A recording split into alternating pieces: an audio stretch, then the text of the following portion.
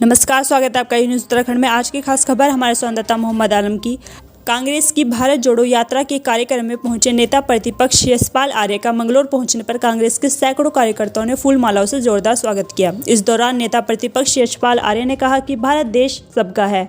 आज़ादी की लड़ाई में सभी लोगों का भरपूर योगदान रहा है, लेकिन आज भाजपा सरकार धर्म और जातियों के नाम पर इस देश को बांटना चाहती है। भाजपा इस देश का बंटवारा करना चाहती है, लेकिन इस देश की एकता और अखंडता के लिए राहुल गांधी ने कश्मीर से कन्याकुमारी तक भारत जोड़ो यात्रा शुरू की है, जिसके अच्छे परिणाम सामने आ रहे हैं।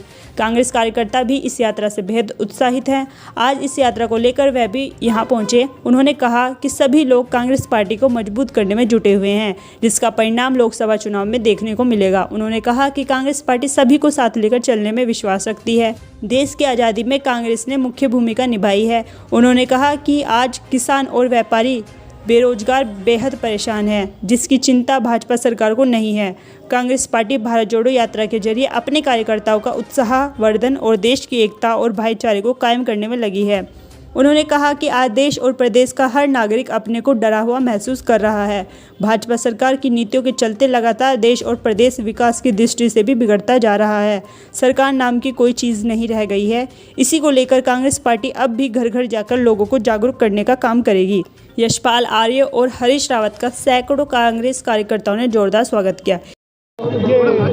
उदलहेड़ी से हमने भारत जोड़ो यात्रा का हरिद्वार चैप्टर चौधरी चरण सिंह जी जो किसानों के मसीहा हैं, उनके चरणों में पुष्प अर्पित करके प्रारंभ किया है और सारे कांग्रेस का नेतृत्व इस यात्रा को ब्लेस करने के लिए यहाँ पर आया हुआ है। और ये 4 दिन की यात्रा होगी जो यहाँ से प्रारंभ हो करके बाबा साहब अम्बेडकर जो सामाजिक न्याय के प्रतीक हैं, हमारे संविधान के निर्माता हैं, गांधी, नेहरू, अम्बेडकर के सिद्धांतों और मूल्यों मान्यताओं के प्रतीक हैं, उनके मूर्ति पर जो है हम धनपुरा में यात्रा का समापन करेंगे। और ये अलग अलग फेजों में हो रही है। आगे भी जगह जगह इस तरीके की यात्राएं उत्तराखंड में निकलती हैं। भारतवर्ष में जो ताना बाना खराब किया है, उस बेसिक स्ट्रक्चर को, उस भाईचारे को हमें कायम करना है। इसी को लेकर के हमारे नेता राहुल गांधी जी ने यात्रा में वो चल रहे हैं और उसी की ब्रांचेज में हमारे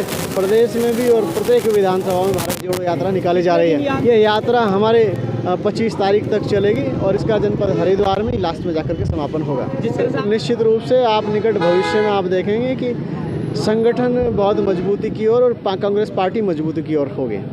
ये आप देख रहे हैं सब नेता एक मंच पर है और पूरा हाईकमान जो है हमारे माननीय राहुल गांधी जी इस टाइम जो है पूरे देश में भारत जोड़ो यात्रा चल रही है, उसी का ही एक पार्ट है। पूरी कांग्रेस एक साथ है, पूरे देश में चल रही है। जहाँ जो नेता अपनी कोशिश कर रहे हैं,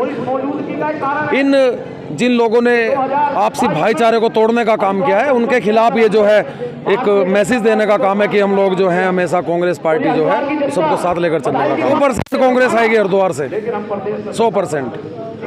मुख्य उद्देश्य से बहुत कारण है। किसानों का गन्ने का भाव नहीं डिक्लेयर किया गया है।